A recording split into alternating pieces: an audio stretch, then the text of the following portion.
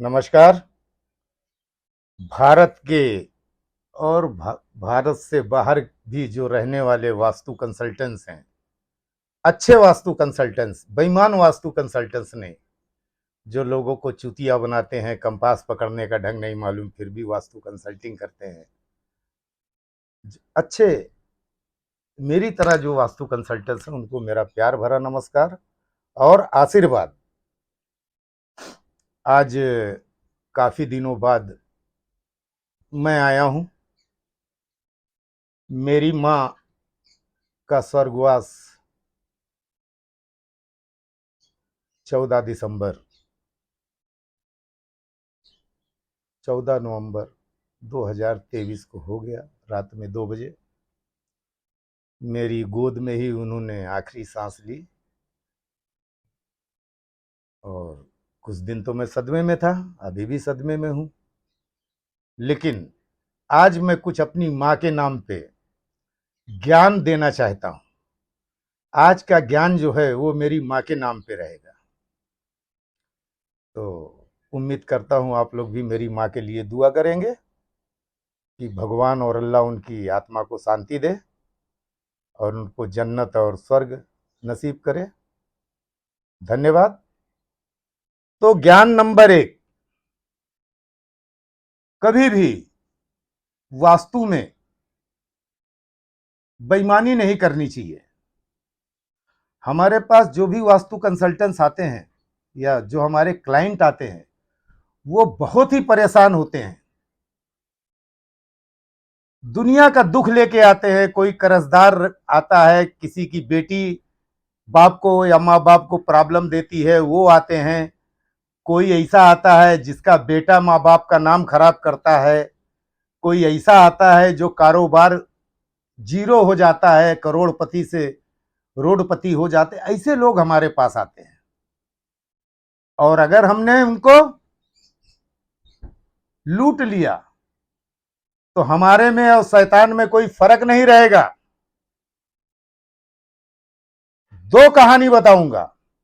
एक मेरा स्टूडेंट है जो अब नहीं है, क्योंकि गंदे लोग को मेरे साथ कोई भी स्टूडेंट हो, कितना भी प्यारा हो, रोज मेरे साथ खाना खाए या मेरे साथ रहे, एक बार अगर उसने गलती कर दी तो वो नजर से मेरे उतर जाता है। उस स्टूडेंट की मैं कहानी सुनाता हूं। आया, बोला सर करोड़पति होते होते बच गया, मेरे हाथ से निकल गया प्लान। मैं बोला क्या हुआ? बोले किसी बिल्डर को मैंने एस्टीमेट दिया था 2 करोड़ रुपए का और वो उसको ज्यादा लगा, निकल गया। मैं बोला 2 करोड़ रुपए का बजट दिया था, बिल्डर को क्या करना था? अरे बोले सर मैंने पूरे जो बिल्डिंग बन रही थी पूरे टावर में हर फ्लैट का मैंने वास्तु के हिसाब से उसको बजट दिया था। मैं बोला चूतिए, बिल्डर को तो फ्लैट से मतलब होता नहीं, बिल्डर को तो अपने माल से मतलब होता है कि उसका माल जल्दी बिकना चाहिए और उसका काम नहीं रुकना चाहिए। तो तुम लोगों को तो चाहिए कि बिल्डर का प्रॉपर्टी या प्रोजेक्ट का वास्तु करो, ना कि हर फ्लैट का। उसी टाइम मैंने उससे हाथ जोड़ लिया। मैं बोला तू जा, नहीं तो तू मेरा और भी नाम खराब करेगा। तो सीख नंबर 1 तुम लोगों के लिए भी, कि अगर वो चूतिया आदमी तुम लोगों को भी ऐसा ज्ञान बांटता फिर रहा हो कि अगर बिल्डर का प्लान आए तो हर फ्लैट को जोड़ लेना, ऐसा करना नहीं। बिल्डर तुमसे सिर्फ उम्मीद इसलिए कर रखेगा कि उसका जो भी प्रोजेक्ट है वो जल्दी बिक जावे माल, कोई काम में रुकावट ना आवे। तो उसके लिए तुमको क्या करना है? उसका सिर्फ नॉर्थ वेस्ट बढ़ाना है, वायु का ट्रीटमेंट करो और साउथ वेस्ट को मजबूत करो। साउथ वेस्ट मजबूत करोगे, बिल्डर मजबूत रहेगा। नॉर्थ वेस्ट में वायु है, हवा बढ़ाओगे, ऑटोमेटिक फ्लैट जो है बनने से पहले सब बुक हो जाएंगे। तो ये ज्ञान हमेशा याद रखना। और भी बहुत कुछ है, लेकिन ये 2 प्रिंसिपल याद रखना बिल्डर के लिए। मेन, साउथ वेस्ट बढ़ाओगे तो बिल्डर मजबूत होगा, उसका मन मर्जी का पैसा मिलेगा, मन के मुताबिक उसके फ्लैट बिकेंगे। और नॉर्थ वेस्ट का हम ट्रीटमेंट करेंगे तो वहां वायु बढ़ाएंगे। जब वायु बढ़ाएंगे तो हर चीज उड़ जाएगी हवा में, फ्लैट बचेगा नहीं। नंबर एक, तो ऐसे चूतियों से दूर रहना कि जब भी उनको कोई बिल्डर का प्लान मिले तो वो क्या करते हैं, साले हर फ्लैट का बजट बना लेते हैं। अबे फ्लैट का बिल्डर से क्या ताल्लुक, वो तो जो फ्लैट लेगा वो अपने हिसाब से उसका वास्तु करवाएगा। तो एक ये, दूसरा ज्ञान ये दे रहा हूं, मैं गया था राजकोट, बहुत बड़ा इंडस्ट्री, बहुत बड़ा फैक्ट्री का मालिक, फ्लाइट का टिकट भेजा, मैं गया वहां पे। और जब मैं गया तो जाते ही मैंने उससे बोला, अभी उसके घर भी नहीं गया, होटल पे आया, एयरपोर्ट आया, एयरपोर्ट से ले जाके होटल पे छोड़ा। होटल ही पे मैं बोला कि तेरे बेटे तेरे अंडर में नहीं है, नहीं है, तेरे घर वाले तेरे अंडर में नहीं है, नहीं है। मैं बोला चल तेरे घर चलते हैं। घर पे गया तो देखा south east entry, south east underground water tank, south east से लाइट आ रही है खुला। तो मैं बोला यहां बेटे का पैर टूटा, बोला हाँ 2 टुकड़े हो गए हैं, ऑपरेशन कराया था लेकिन सक्सेस नहीं हुआ, गैप रह गया है अभी बीच में, तो फिर अभी अहमदाबाद लेके जा रहे हैं करवाने। चलो फिर घर के अंदर घुसे, घर में 2 बहुएं, एक माँ और एक ये हमारा क्लाइंट, सबको बैठाया। बीच वाली बहू को बुलाया, इधर आ बेटा, कितने साल से बच्चे नहीं हुए तेरे को? उसने बोला सर 6 साल से बच्चे नहीं हुए। ठीक,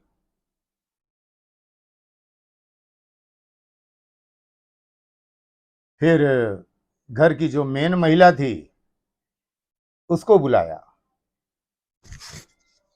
मैं बोला भाभी कितना बड़ा ऑपरेशन आपका हुआ है? बोले भैया अब इससे बड़ा ऑपरेशन क्या होता है कि एक किडनी निकाल के मैंने बेटी को दी है, मेरी बेटी की दोनों किडनी खराब थी और वो वेंटिलेटर पे है, तो एक एक ही किडनी पे मैं जिंदा हूं। तो ये कब से शुरू हुआ मालूम है? सब कुछ उसका अच्छा था, बड़ी फैक्ट्री थी, सब कुछ अच्छा था वहां तक। इन लोगों ने क्या किया, कोई बंगलो बिक रहा था 2 करोड़ का, बना बनाया, वेल मेंटेनेंस, वो बोले सस्ता है, घुस गए उसके अंदर, घुसे और वहां से बर्बादी इनकी शुरू हो गई। याद रखो, जब भी तुम्हारा क्लाइंट कोई बंगलो, यूज किया हुआ बंगलो खरीदे तो उसको मना करो, क्योंकि वो बंगलो बेचने वाला जो है बहुत मुश्किल में रहता है, तभी बेच के बाहर निकलता है, भागता है। बंगलो और घर कौन बेचता है? बिल्डर बेचता है।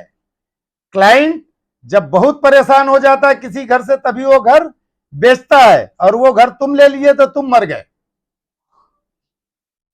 ऐसी गलती मत करो। मैं चुपचाप फ्लाइट का टिकट लिया और वापस आ गया। मैं बोला ये पूरा तोड़ो, जब तक तोड़ोगे नहीं जब तक ये कुछ होगा नहीं। मैंने बोला ये महिला प्रधान घर है, तो सही है, महिला प्रधान घर था, वहां औरतों का राज था। जब भी नॉर्थ वेस्ट भारी हो, नॉर्थ वेस्ट खुला हो, नॉर्थ वेस्ट किचन हो, नॉर्थ वेस्ट में अंडरग्राउंड वाटर पानी हो, टैंक हो, तो समझ जाओ यहां पे औरतों का राज है। मर्द वहां म्याऊं म्याऊं करेगा। तो ऐसे घर का वास्तु तुमको बड़ी मुश्किल से करने को मिलेगा, बहुत समझाना पड़ेगा। तो अगर तुम वास्तु करना चाहते हो तो वहां पे आदमी से बात मत करो, वहां पे औरतों से बात करो, क्योंकि उस घर की मालिक औरतें रहती हैं। लेकिन हमको ऐसा करने की जरूरत नहीं, तुम छोड़ के चले आओ, उनको मरने दो, उनको बोलो ये तोड़ो, फिर हमको बुलाना। ना वो तोड़ेंगी ना वो तुमको बुलाएंगी, वो खत्म हो जाएंगे धीरे धीरे। फैक्ट्री थी, फैक्ट्री को भी आधा काट के बेच डाला उसने, अभी थोड़ा हिस्सा बचा हुआ है, यानी सब पूरा उजड़ा हुआ मिला। जो हमने नाम सुना था वो नाम वहां पे नजर नहीं आया, कहीं खत्म हो गया। हमारे साथ हमारा बेस्ट स्टूडेंट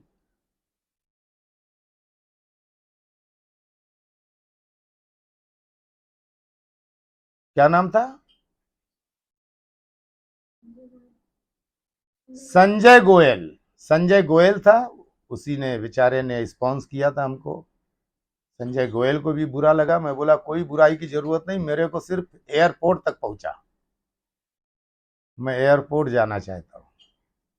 खैर, ये तुम लोगों के लिए बहुत अच्छा। दूसरी चीज, मेरे पास फोटो आते रहते हैं जो रेमेडीज करते हैं, तो देखता हूं किसी किसी हीलिक्स पे मंत्र लिखे हुए हैं, गम लिखे हुए हैं, और उसको जमीन में डाल दे रहे हैं, सेप्टिक टैंक के चारों तरफ घेर दे रहे हैं।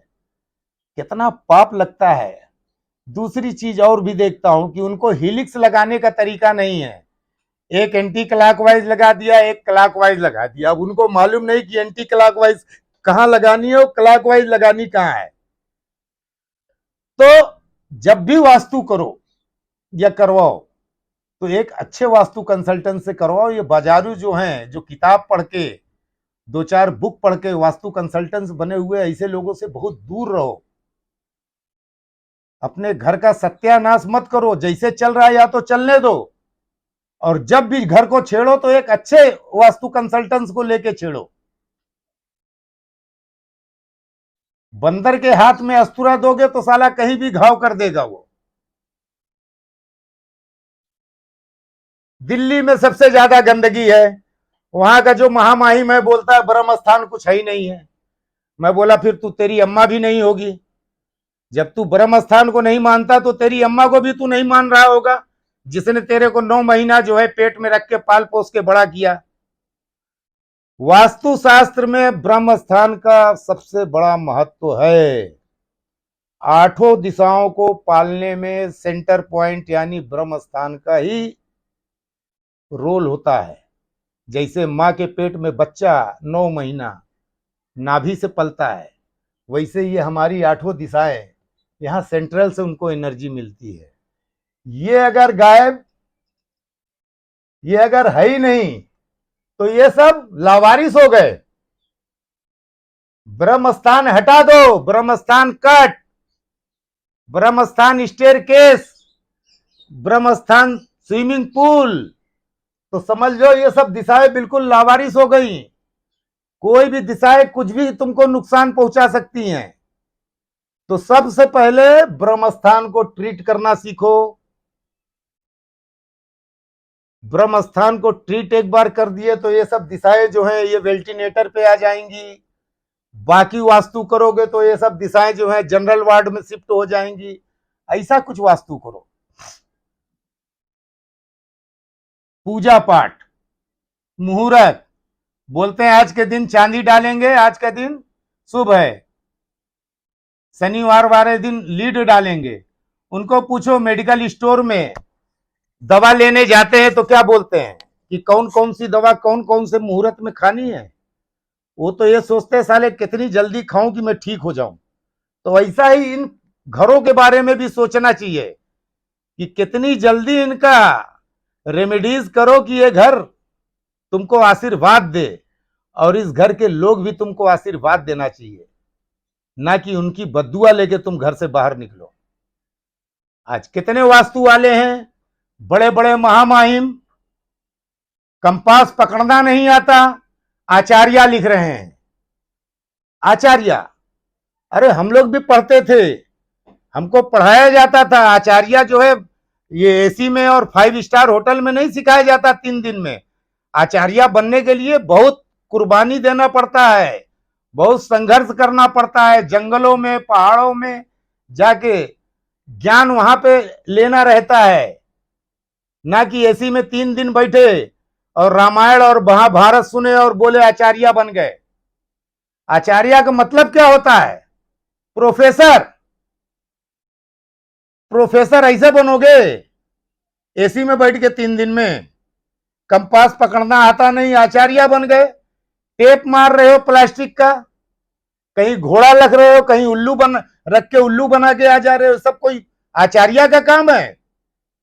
आचार्य का काम यह है ब्रह्म स्थान पे खड़ा हो, देखे कौन कौन सी दिशा डिस्टर्ब है और जो जो दिशा डिस्टर्ब है उसकी दवा दे उसको। उसी को वास्तु कहते हैं और उसी को वास्तु कंसल्टेंट कहते हैं। आचार्य बनने के लिए 2-3 जन्म लगेगा। ये साले बहरूपिये हैं जो 2-4 लाख रुपए में आचार्य देते हैं, बल्कि इनको तो आम का अचार का डब्बा दे देना चाहिए गिफ्ट में। मेरे सामने कोई नहीं आता, मेरे क्लासेस होते हैं उसमें कोई ऐसे आचार्य अगर आते भी हैं वो बताते नहीं कि मैं फलाना आचार्य हूं। क्लास करके जब जाते, जब उनको देखो तो पता चले तो आचार्य लिखते हैं, नहीं तो मैं तो वहीं उनका आचार्य लिखना बंद करवा दूं।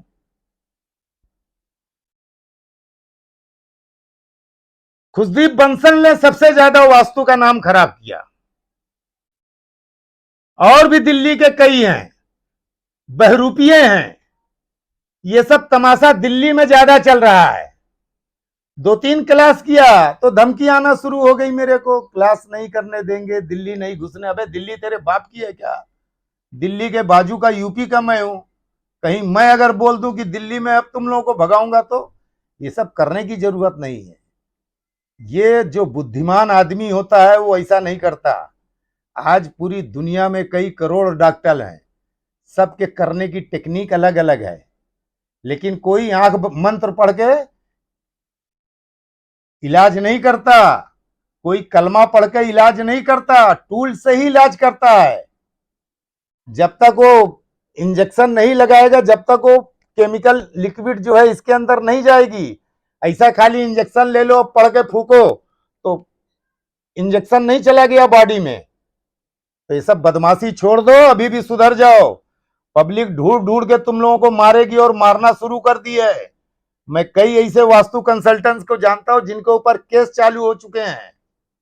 एक मेरे को देखो, 300-400 वीडियो हो गए, रोज गाली देता हूं और इंतजार करता हूं कोई मेरे को छेड़ के तो देखे, तो आगे की कहानी फिर मैं उसको बताऊं ना। महापुरुष लोग हैं, बोलते हैं यहां 100 बेटा पैदा होगा, वहां 100 बेटा बेटी पैदा होगी। खुद ठन गोपाला कुछ नहीं पैदा कर पाए। कुछ ज्योतिष ऐसे हैं कुंडली मिलाते हैं। अरे बाप बाप इतने मुश्किल से एक रिश्ता लाते हैं। एक अच्छी बेटी सपना देखती है कि चलो मेरी शादी का टाइम आ गया, साला एक पंडित 11,000 के चक्कर में बोलता है भाई इसकी कुंडली मैच नहीं कर रही है, ये मांगलिक है तो ये है तो वो है। ये सब के चक्कर में मत पड़ो। अच्छा परिवार देखो, अच्छी बेटी देखो। पहले तुम अपने बेटे के अंदर देखो, तुम्हारे बेटे में क्या क्या बुराई है। कितना दारू पीता है, कितनी अय्यासी करता है, कितनी लौंडियों को फंसाया था। फिर जाके तुम बच्ची की कुंडली देखो। इसीलिए पंडितों के ऊपर हाय लगती है बच्चियों की हमारी। ना जाने कितनी शादी इनकी कुंडली के चक्कर में छूट जाती है। मैं ऐसे ना जाने कितने पंडित को जानता हूं जिनकी शादी 6 महीने में डाइवोर्स हो जाता है। मैंने उनसे पूछा पंडित जी अपनी कुंडली नहीं देखे थे क्या? बोले यार असलम भाई चुप रहो, तुम भी ऐसा बोलते हो। है? दुनिया के लिए कुंडली लागू और खुद की कुंडला जो गायब हो जाती है तो ये आज जो भी मेरा ज्ञान था आज मेरी माँ के लिए था। मेरा क्लास गलती से मेरी असिस्टेंट आफरीन ने गलत अनाउंस कर दिया था, क्योंकि आज मेरी सब टोटल जांच आ जाएगी हिंदुजा हॉस्पिटल से। मेरी माँ के देहांत के बाद मेरा शुगर लेवल 600 हो गया था, तो डॉक्टरों ने बोला पहले फुल बॉडी चेकअप करो, उसके बाद फिर कुछ करना। 2 दिन से, परसों मैं यूपी से आ गया हूँ, 2 दिन से हिंदुजा में ही जांच कर रहा था। शाम को सब रिपोर्ट आएगी, रिपोर्ट सब नॉर्मली रहेगी। मेरा दिल कहता है, क्योंकि मैंने किसी का कभी बुरा किया नहीं, मेरा बुरा हो ही नहीं सकता। तो क्लास जो मेरा 7, 8, 9 था, वो मेरी माँ के मरने के चक्कर में जो है मैंने ना कोई होटल बुक कराया था, ना कोई मैंने ऐसा दिमाग में बैठा के रखा था। तो अब आज होटल बुक हो गया है। होटल का नाम है की select hotel, Pimpri road, Pune. 5 star hotel है। सुबह का नाश्ता, दोपहर का खाना, शाम का ना चाय पानी, ये सब मेरे क्लास में सुबह 10 बजे से लेके शाम को 6 बजे तक कंटिन्यू क्लासेस चालू हो जाएंगे। डेट याद रखिए 17, 18, 19 दिसंबर, 15, 16, 17 दिसंबर, 15, 16, 17 दिसंबर पुणे, 15, 16, 17 दिसंबर, 15, 16, 17 दिसंबर पुणे। सुबह 10 बजे हमारा क्लास स्टार्ट होगा और शाम को 6 बजे खत्म होगा। नाम रहता है शाम को 6 बजे खत्म होना, कभी कभी 8 बजता है, कभी कभी 9 बजता है। आप लोगों को कुछ नहीं लाना है, सिर्फ कपड़े पहन के आने हैं, और जो बाहर से आ रहे हैं वो 1-2 जोड़ा कपड़ा लेके आएगा, और अपने दिमाग से मुहूर्त और स्कैनर का भूत उतार के आएगा, घर में रख के आएगा वो खिलौना। और नहीं तो मैं चैलेंज करूंगा कि जो स्कैनर लेके आवे और मेरे से सवाल जवाब करे, तो हो सकता है मैं उसको करोड़पति बना के भेजूंगा। समझ गए? तो मैं चाहूंगा जो स्कैनर पे काम करते हैं वो भी आवे और वो मेरे से शंका समाधान करें, उनकी शंका मैं दूर करूंगा इस क्लास में। तो ये क्लास मेरा जो है बेसिक वास्तु रहेगा। जैसे बच्चा हमारा केजी में जाता है, हम वहां से शुरू करेंगे और 3 दिन में हम उसको इतना पावर दे देंगे कि 3 दिन बाद जब वो निकलेगा तो वो सबसे पहले अपने घर का वास्तु करेगा कि मेरे घर में क्या प्रॉब्लम था। उसको दोष और उसकी रेमेडीज खुद को मालूम हो जाएगी। इस लायक हम उसको 3 दिन में बना के भेजेंगे। जो नहीं बन पाया उसको हम 100% पैसा रिटर्न करेंगे, वो भी किराए भाड़े के साथ। तो ऑल द बेस्ट, मस्त रहो, व्यस्त रहो। आज का ये ज्ञान मेरी मां की तरफ से था। आप लोग मेरी मां को दुआ करिए। Thank you. मिलते हैं क्लास में पुणे।